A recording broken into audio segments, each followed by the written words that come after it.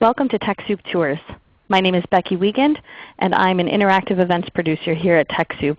I've been with the organization for about 5.5 years, having been a writer and manager of our blog and an editor during that time.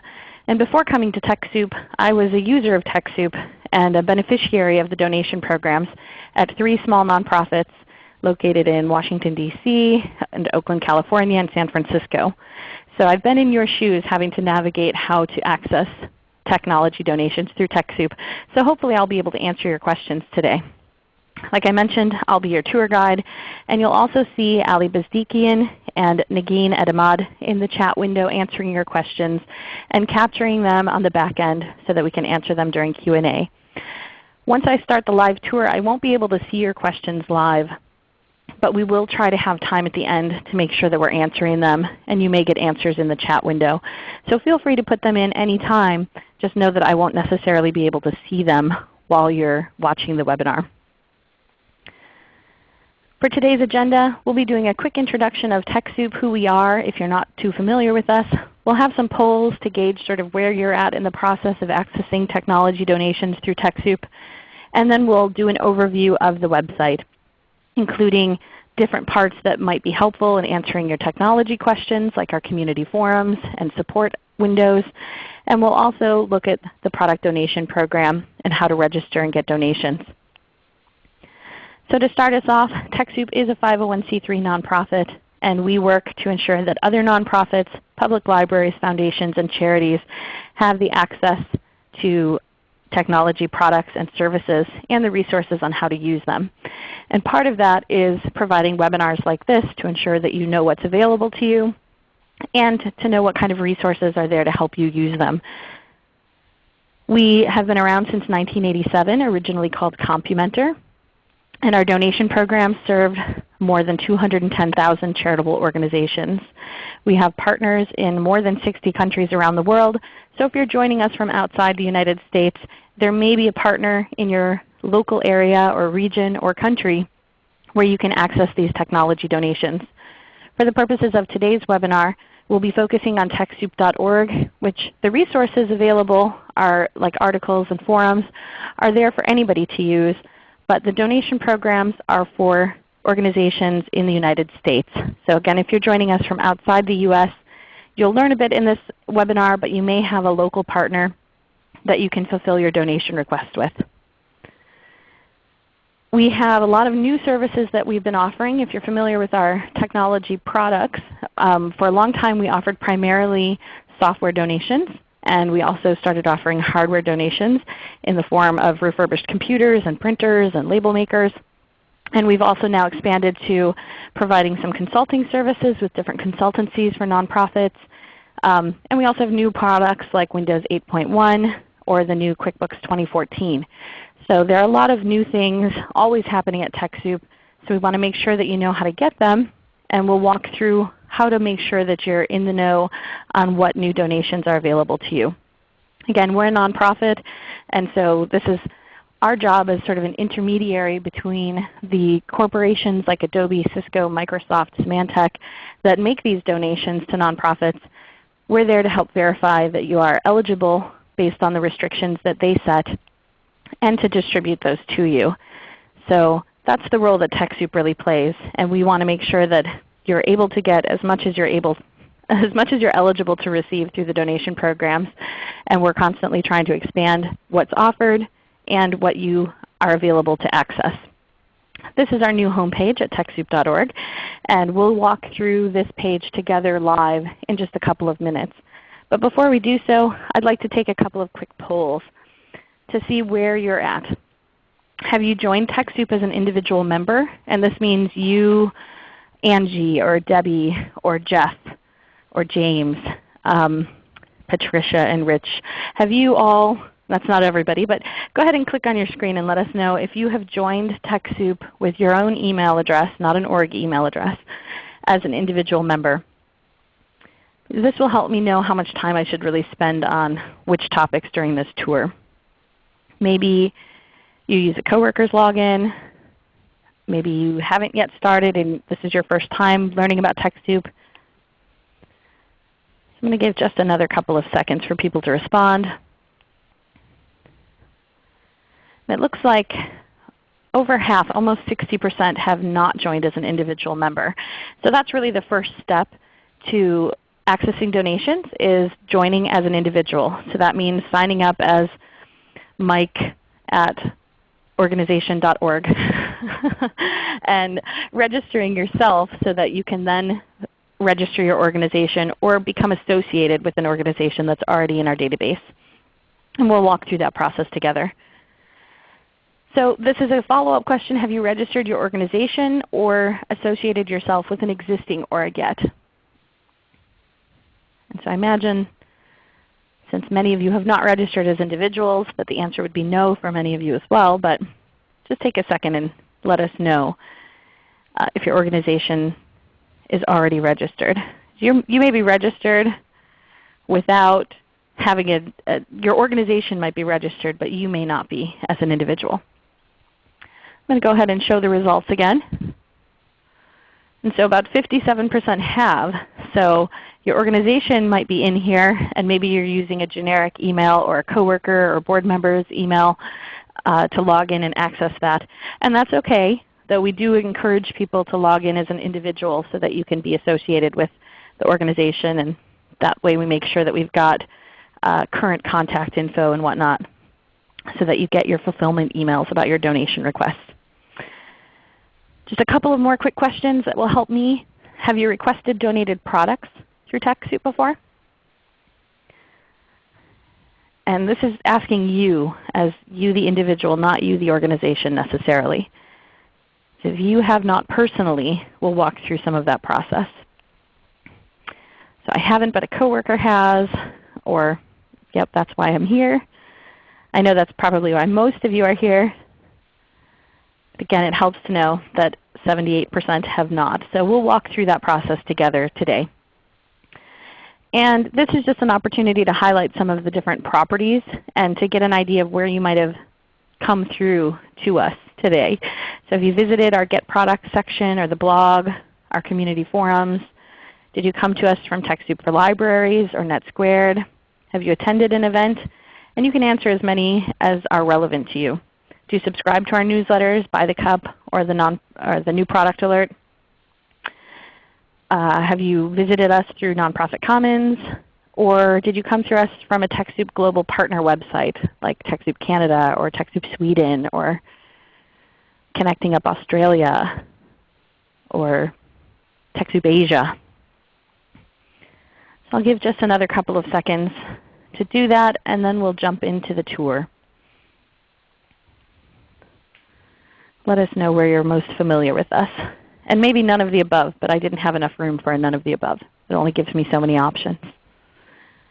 And you can always feel free to chat into the window. If I ask questions and there's not an answer that's relevant to you, feel free to let us know in the chat window. Yep, I do need a none of the above, but again, I didn't have enough room for it.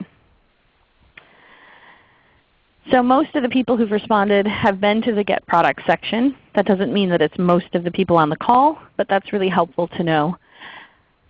So I'm going to go ahead and get us started with some of our tour. And I'll walk through joining. Joining TechSoup. And when you do this as an individual, you need to join. You need to use your personal email account. You need to join as an individual using your personal email account. And when you're on our website, you'll see up in this top right-hand side, I'll go ahead and get a little pointer out here so I can underline where this is at, where it says Not a Member, Join. And this is the first step that you'll take in getting registered and getting yourself situated as a member of TechSoup. And membership is free to join TechSoup. And when you click on this, it will bring you to this page that encourages you to sign up. Once you're there, you put in your first and last name and your email address. Again, this is where you'd put your personal email address. So when I join TechSoup, I join as Becky@TechSoup.org, not as info@TechSoup.org. And there is an opportunity later on when you register your organization to use a generic email address instead of using a personal one, so that multiple people in the organization can receive those fulfillment emails. But at this point in the process, you want to join as an individual. And the reason in doing this is that it gives you access to associate yourself not just with one organization, but maybe you're a consultant that works with other nonprofits, or maybe you volunteer at an organization where you could help them get donations as well. And so as an individual, you can be associated with more than one type of organization, more than one organization in our system. And the only way to do that is to join as an individual. And then you confirm your email, and you can decide at that point also if you want to subscribe to any of our newsletters. I mentioned By the Cup and the new product alert. And By the Cup is a weekly newsletter that comes out every Tuesday, and it is full of what's happening with new products, what's happening with new articles on how to use different technologies, interesting blog posts, updates about webinars that are coming up. And our webinar program, we run events on everything from how to use social media to fundraise, to telling digital stories, to how to use the new QuickBooks 2014.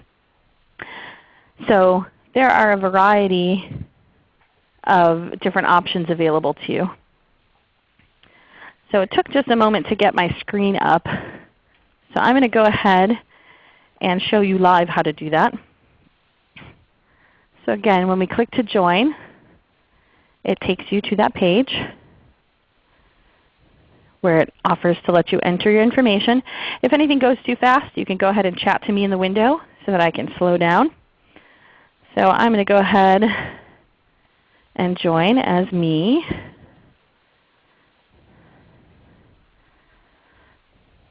And this will take just a moment. I create a password that has to be at least 8 characters, and it has to have an uppercase and a lowercase. And the reason we require these more complicated passwords is because you'll be entering in your own security information and payment information, and we want to make sure that it's a secure process for you. And you'll notice at the top of the screen that you see the little lock with the HTTPS. So when you're logging in, you are logging into a secure encrypted environment. So we keep your information safe and sound for you. So I'm going to go ahead and just create a password. Oops. And I need to also create a member name. Now this is the name that would show up for you in our community forums, or if you comment on a blog post. This is what your profile will be. And then I create a security question. Let's see.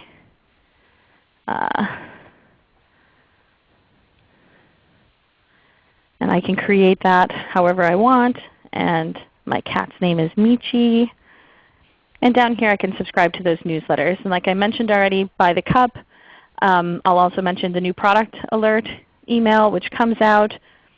It's monthly, sometimes twice a month. It's not an overbearing newsletter by any means, but this is where you'll find out what new products have come out in our catalog. So if there's a new version of QuickBooks, for example, this is where you'd find out right away, hey, it's available, come get it.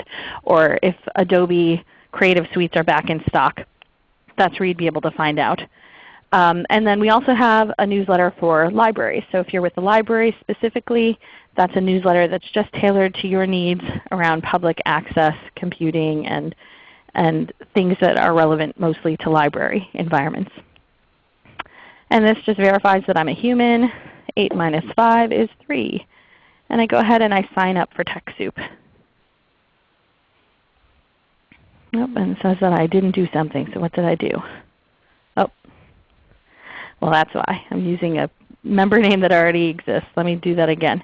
Done this webinar too many times probably. So let me fix that. And 7 minus 6 is 1. Get to test my arithmetic skills today. And it goes ahead and confirms. Tells me thank you for signing up. Now that I'm signed up, it gives me an option to go visit some of the free resources that aren't related to the donation program but where you can find resources. It gives you an opportunity to sign up and search our database to see if my organization is already registered, which I do recommend that people do. Or it gives me the opportunity to register an organization. Before I register though, a good opportunity is to head back to our home page really quickly. And I'm just going to show you over here where these steps are outlined. So steps 1, 2, 3, and then the actual donation steps, register and request donations. So it has 6 steps outlined over here. But in step 2, before I bother registering my organization, I'm going to check eligibility. And the reason I recommend doing this before you register is that you can put in the criteria that you think make the most sense for your organization and see what products you're likely eligible to request or what donation programs you're likely eligible for. Because you might run an organization that, say, does advocacy on animal rights. But part of that advocacy might also be training young people and working with young people on how to be good advocates for animals. So maybe you could fall under a category about animal welfare, or maybe you could fall under a category about youth services because you serve both of those communities. And here is where you can run through this eligibility check to see which of those options and which of those categories will actually yield the most access to the donation programs. And obviously we want you to be forthright and putting in options that are legitimate to what your organization does. But a lot of organizations have more than one function. And so you want to pick what your primary description is for your organization's mission, but there may be a couple of different options that equally fit your organization. And so this is a good opportunity to check what those are. So I'm going to say that I'm a 501c3 nonprofit, since that's the majority of the organizations that we serve. And my organization is will be located in Michigan today. And I'll say my organization is which type? Let's see. This list of organization types that you'll see in the drop-down window is not a cryptic list that we created. This is the IRS's list of NTEE codes. And so these are organization types defined by the Internal Revenue Service when they define what a 501c3 organization works in. So you might not find one that fits you perfectly, but most organizations fall within one of these. So I'll say that we work in conservation, environmental, and beautification activities. And then when I go to select a subtype, this list changes to subtypes just of that org type. And so I'll say that I am a preservation conservation organization.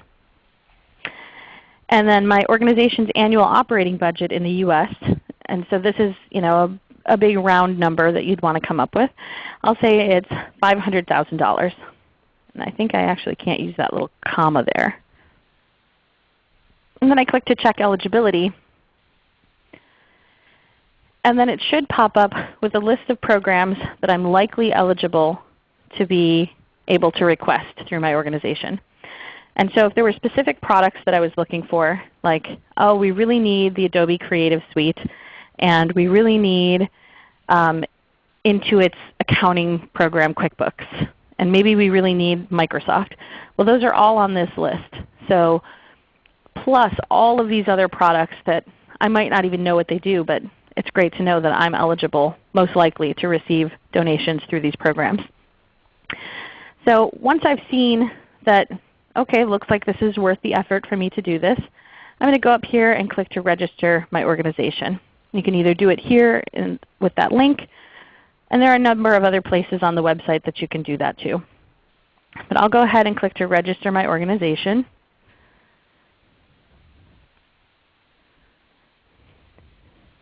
And it's going to first ask me to associate with or register. So it wants to make sure that we are not putting a duplicate organization into our system. Because having two of you in there, two people, or not two people, but two organizations of the same name doesn't help anybody. So we're going to make sure that I don't already exist in the system, I as in the conservation organization. So I'm selecting my 501c3 nonprofit status, and I'm going to enter in my EIN number, which here in this case I'm just using a generic test number. This EIN number is something that you can find on your W-2s, or somebody in your HR or office manager can probably provide for you. It's your employee identification number. And I'm going to go ahead and search for my organization and see if it exists in here. Now because this is a test number, we get all kinds of organizations that show up on this list once it displays for you. And so I could double check to make sure, okay, none of those are actually my new org, right? In this case, because it's a test, of course it's not. If your organization pops up in there, you would simply click to associate yourself with that organization. And that will now make you what we call an authorized agent to make donation requests on behalf of your organization. Since we'll assume that none of those are my org, we're going to go ahead and click to register and move us forward through that step. So this is where I'm going to enter my information, and a lot of this is going to be similar to what I entered in the eligibility quiz, except now I need to put in my org name and address and title. And so I'm going to select my type again, which I think I said I was conservation and environmental beautification activities. And I'm going to say that I'm a preservation of natural resources organization. And again, those might not all feel like exactly how you describe yourself, but those are the options that the IRS makes available. So we use those standard terms that they use. And if you're not sure about which org type you should fit under even after you've done the eligibility quiz, our client services folks like Nagin, who's on the phone with us or on the line with us today, can help walk through and help you decide. And so I'm going to select my title. Let's say I'm a program officer at my pretend organization called Save the Red, no, there are no redwoods in Michigan. Save the Great Lakes. So we love our Great Lakes, right? And I'm going to say that I'm at 1234 State Street. And I'm in Ann Arbor. I'm just making this up as I go along. Obviously you'd want to use your actual information. And I don't know the zip code in Ann Arbor, so I'm going to go with a pretend one that's someplace in Michigan. And this is where I can enter in an org email that's more generic. But it should be an email address that's checked regularly, because even if I use an info@savethegreatlakes.org, which is what I'll put in here, it has to be an email that someone checks regularly, because this is where you'll get emails about your donation request. So once you make a request, oops, did I type it wrong? Save the Great Lakes. Let's see. Okay, I think that's right. So info@savethegreatlakes.org is my pretend organization. And my org URL is just Save the Great Lakes. And my phone number, we'll say this is a 586. My mom will love that. That's her home phone number. Don't call my mother, please. So you'll fill that information out with whatever is actually correct for your organization. And then here it asks you to create an association code. And this is so that you just create any number that's at least 7 numbers or letters without special characters. And this is a code that you can keep on file so that if other people in your organization want to associate themselves with your organization, like you have an IT consultant that you want to have him or her come into TechSoup.org and request donations on your behalf, you can give them this code so that they can associate themselves with you. And so I'll just do this very unsafe 1, 2, 3, 4, 5, 6, 7. And then I enter in my annual operating budget. And doing this, the reason we ask for your annual operating budget is that many of our donation programs have requirements where they'll say, for example, we will give our donations of our products to organizations that work with domestic violence, animal rights, and not that we don't want to give it to any organizations that do political advocacy or whatever it might be. And we only want to give our donations to organizations that have a budget of less than $1 million per year, or a budget of less than $50,000 per year. So you can go ahead and put that information in. Again, it should be your honest information. And then the next question for partner affiliation code is only going to be filled in if you are part of a bigger organization. Like for example, if you are a branch of the United Way, or if you're a part of Boy Scouts and Girl Scouts of America, or if you have maybe a branch library system that's statewide run and you've got 100 libraries.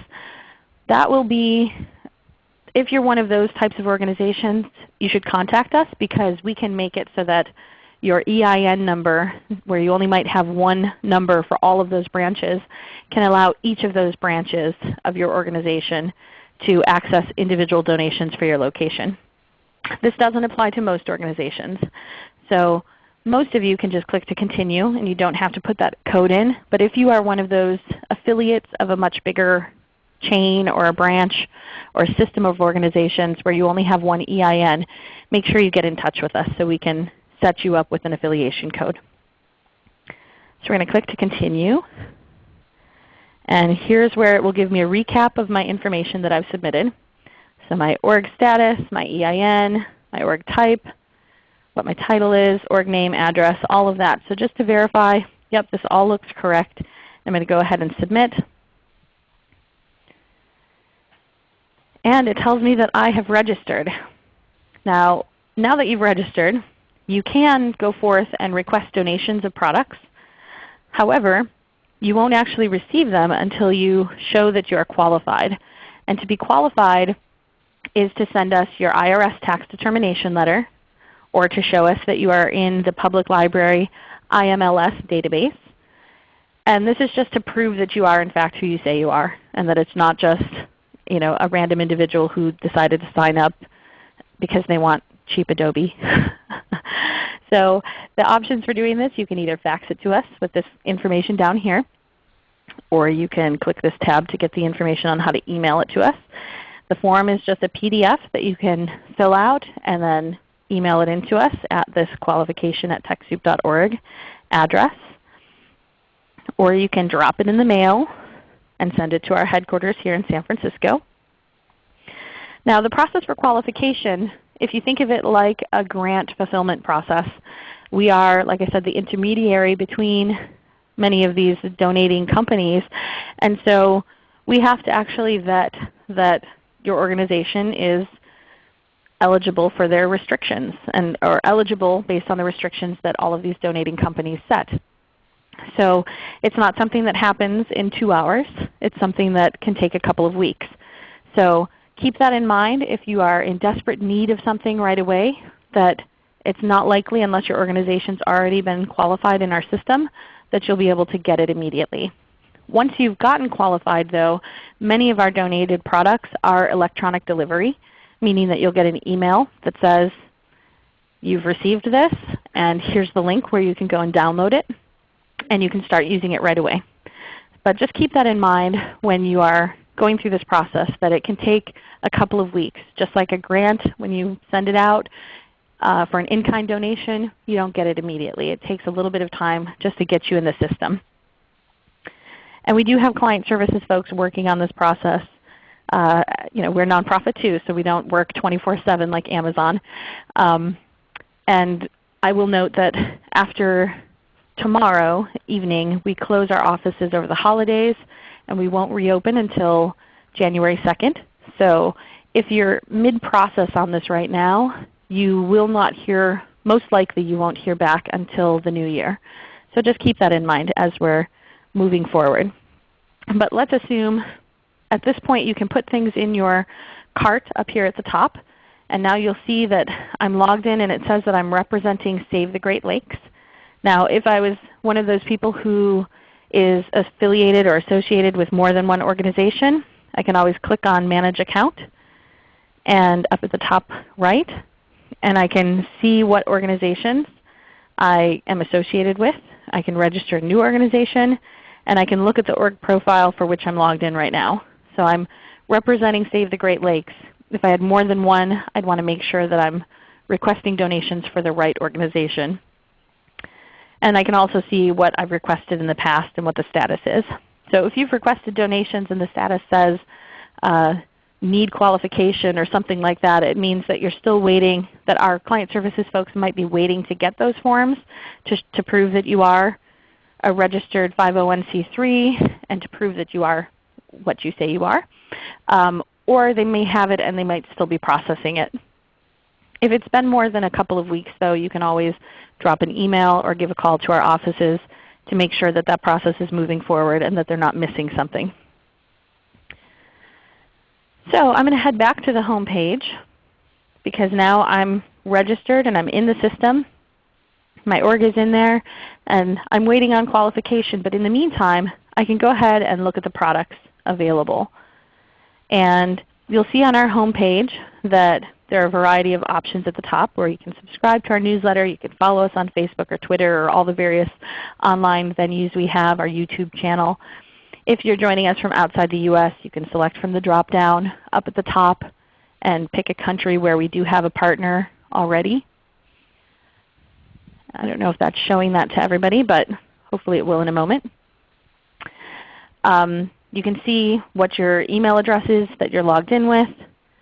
You can manage your account, and you can also log out. Then you can see our shopping cart right now has 0 in it. We have nothing that we've requested. And so I'm going to look at different products. And this section here where it says Get Products and Services, we can select by donor or provider, which these are the companies like Adobe or Microsoft. And you can see everything that they donate through our programs by clicking on these donor partner product pages. I can look by solution. So let's say I come here and I say, I need something to help me with my fundraising, but I'm not sure what I'm really looking for. I don't know what company or what tool. I can look at the fundraising section or any of these topics that are there. And I can see a little blurb about it. I see some products down here that are listed. I can look at this drop-down that says Find Donors or Grants. I can look at online fundraising products or how to process payments and donations. So there's different categories available. I'm going to just wait for screens to catch up with that.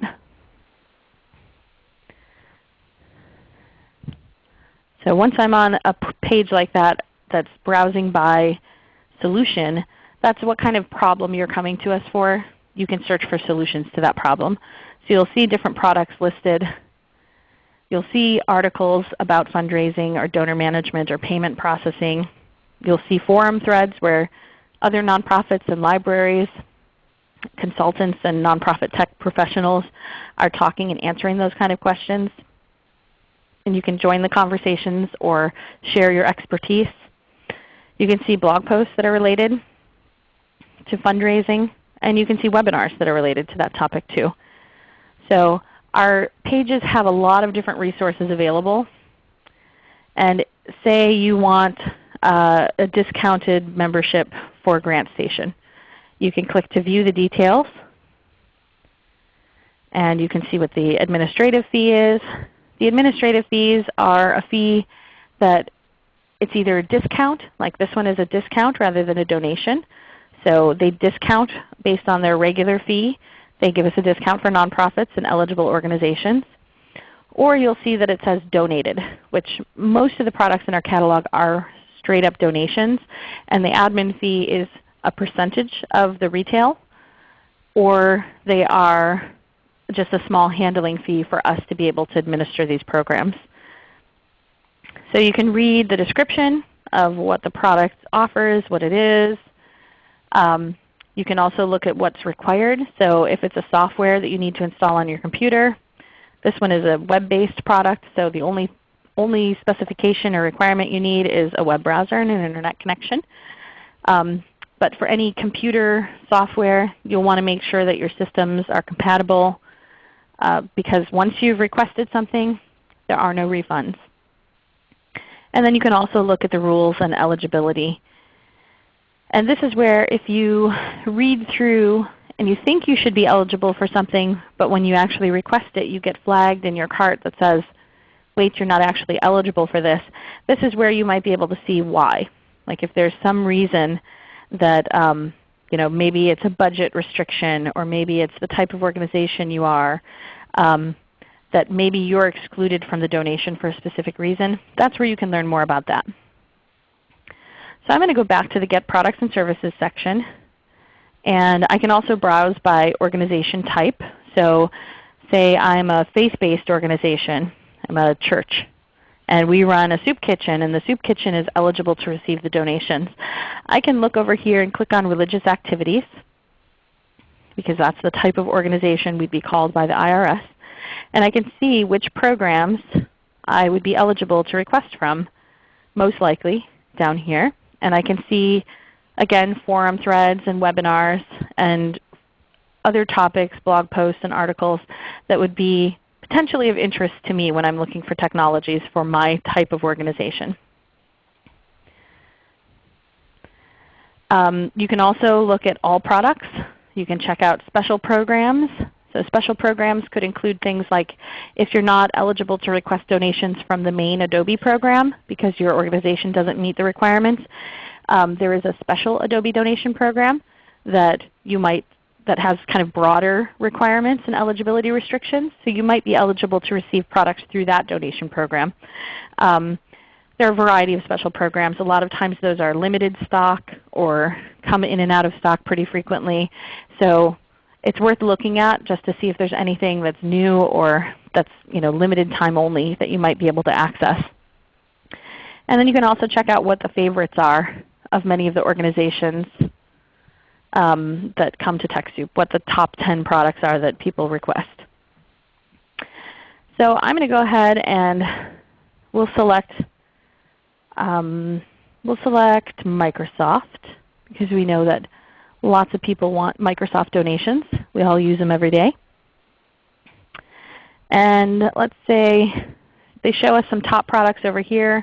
I could select one of those, or I can go down here and look at more information about the donation program. I can look at how I get the donations, how to access the software, licensing information.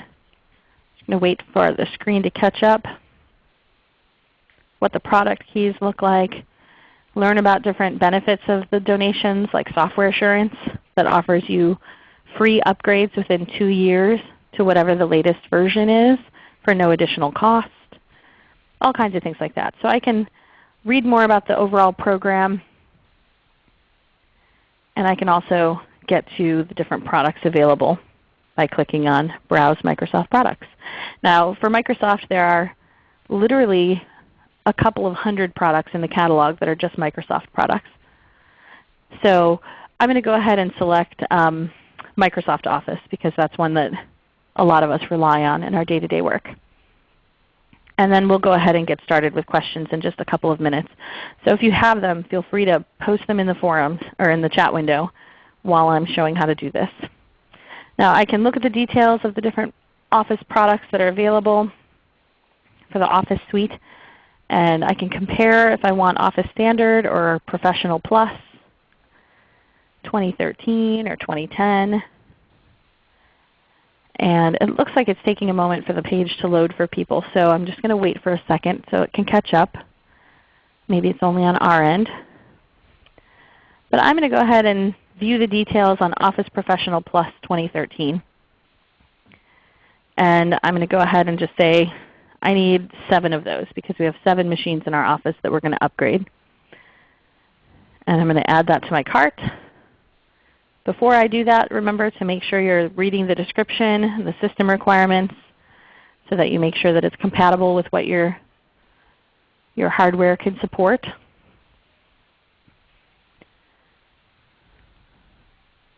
And I'm going to click to add that to my cart.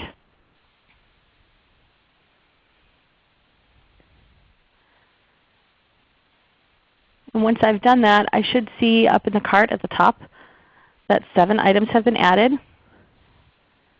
Now, for those of you with questions about licensing at all, Just know that if you have 7 machines that need to be running the software, that you need to request 7 licenses. And then I see here the process is outlined of it checks my restrictions. I click off that I agree to the terms. I handle any concerns about shipping and delivery, which most of our Microsoft products are electronically delivered, so you don't receive a physical disk in the mail in a box like maybe we used to 10 years ago or 5 years ago even. Now you get an email to that info@greatlakes.org address that tells you here's how to access your software electronically. I review, and then I confirm payment, and it gives me a confirmation email. Now I can go through this whole process up to the point of processing payment before I'm qualified. So I can wait, assuming that I'll get approved. It can sit in my cart and wait for me, but I won't actually be able to get the fulfillment email on it until that qualification is approved through our client services. So with that, this process is really straightforward. It's just like most other shopping carts you would use on any other e-commerce site, where you're just going through the address and the confirmation of how much and what kind of payment type you want to use. So I'm not going to walk through that portion. So I'm going to go ahead and jump back out of the sharing and take a couple of minutes for any questions that might have come in. I see one from Mike Harris asking, are 501c6 orgs eligible? And I know it was answered in the chat window to some degree, but just for others who might be interested, if you're a different type of nonprofit, a C4 or a C6 or something that's not a C3, C3s are the primary organizations that are eligible through our donation programs. And we also, like I mentioned earlier, make our donation programs available to public libraries that are listed in the IMLS database. We also include public libraries who are 501c3s. So if your public library has a Friends of the Library that's a C3, they would be eligible, most likely. And we have a question from Barbara who's asking if the administration fee is a yearly fee. And that question, it really depends on the donation program. For products like Microsoft Office, which is what I had pulled up, it's a one-time fee. So you pay the admin fee for however many licenses you need, and it's yours. Yours forever. And like I said, it also includes software assurance. All of the Microsoft donations include benefits that allow you to upgrade for no additional cost within 2 years of receiving a donation through our programs, with the exception of the Get Genuine products. And those are if you're running a home edition, or if you don't have a license key for, maybe you received a donated set of computers and you don't own the licenses to the software that's on them, this is the Windows operating systems. You can use the Get Genuine program, but it's a one-time only ever in the lifetime of your organization to request professional versions with legitimate licenses for those products. And those ones do not come with software assurance. But on the administration fee question, there are some products in our catalog, like you saw the Grant Station one that I opened, where it's an online subscription. It's an annual subscription, so that would be a fee that you would need to request it again. Most of those programs, I don't want to say all just to protect myself here, but I actually think all of our donation programs that are annual subscriptions allow you to renew at the same discounted rate or donated rate through our catalog. Let's see. Jeremy asks, my board is thinking about changing its name with the same mission. How do we do that? So what you would need to do if you're doing a name change or an address change of your organization, you'd need to send us a letter on letterhead that says we've changed our name and this is what it is, and we confirm that this is in fact true and the case for our organization. And then we can go in to change that in our database. Ingrid asks about Office 365. Does the fee include subsequent fees for Office 365? Well, Well, Office 365 is not actually donated through TechSoup. Microsoft is managing that directly on their end. We are just helping to qualify that you're eligible for it. So once you're verified in our systems as eligible, then you get the donation of Office 365 through Microsoft. I can't speak for Microsoft, but they've made it clear to us that they intend to continue offering that as a donation to eligible nonprofits into the future. So beyond any customizations, you may not have additional fees outside of the initial request. Angie asks, if we're purchasing new computers, should we wait to order software products? If you're purchasing new computers, I would make sure what you're ordering, what you're requesting on the computers, that you aren't duplicating. If you already have operating systems installed on them. We do recommend that organizations that are buying computers get the professional versions, because again, if you're going from a home version or a home consumer version, you won't be able to upgrade to the professional versions through TechSoup without using that one-time only Get Genuine request. So it's a good idea to make sure that you're getting the professional versions of software when you're requesting those, or when you're buying computers out in the consumer marketplace. You can wait if you know for sure that you're going to need a copy of QuickBooks, and you're going to need Adobe, and you're going to need a subscription to ReadyTalk for web conferencing. You can request that at any point. If it's a subscription service though that is an annual thing, you may want to wait until you have the computers in hand, because you could be wasting some of your time of that subscription if you don't have the machines to use it. James asks, any problems with one personal user that is requesting items for two orgs? Both are 501c3 orgs. There's not any conflict with doing that. One individual can be associated with multiple organizations. We have a lot of people that do that for, maybe they work at an organization and they're a volunteer at another one, or they're a consultant for a handful of organizations in their community. And it's fine for them to request donations as long as they're associated with those organizations. And you just need to make sure that you have the association code to affiliate your personal account with it. So that's not a problem to do that. Let's see what else. Jeremy asks, I purchased a lot of products but bought them in 32-bit format when my computer is a 64-bit computer. It's messed up a lot of programs. Can I get the 64-bit instead? You can request a new set of software.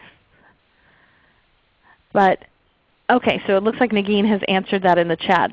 I believe that you can request it, but you can't get a refund for what you've already requested. Is that correct, Nagin? Go ahead and unmute yourself. We'll let her answer that one.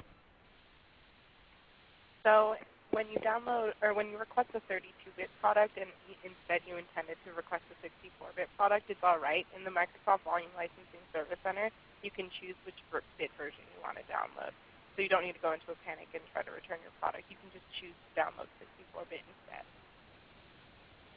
Great, that's really helpful. And I was going to say that you can always use software assurance as well, if you, maybe not for the 32-bit or 64-bit question, but if you need to upgrade or even downgrade. So if you need to roll back to a prior version because, say, your QuickBooks is not compatible with the latest version of Windows and you want to roll back to Windows 7, you can use your software assurance to do that in the Volume Licensing Service Center for no additional cost.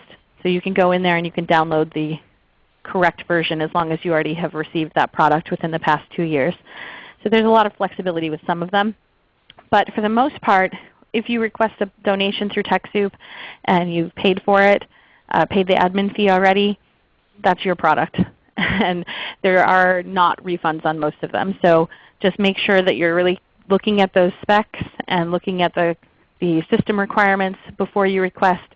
And also if it's a subscription service, that you're starting it so that you're not going to request it and then sit on it for 6 months before you bother using it, because that's just wasting your money. And we don't want to waste your time or resources. We're here to help make it easier on you. Anyway, I'd like to go ahead and just share some additional resources. You can go to the Product Donation FAQ, which unfortunately I didn't show during the live tour, but when you're on our website you'll see a product FAQ I think it's on the upper right side of our screen where you can get to the FAQ, where you can have frequently asked questions about the donation program, eligibility, shipping, all those kind of questions are answered there for you. There's also a link to the eligibility quiz so you can check your organization's most likely to be approved donations.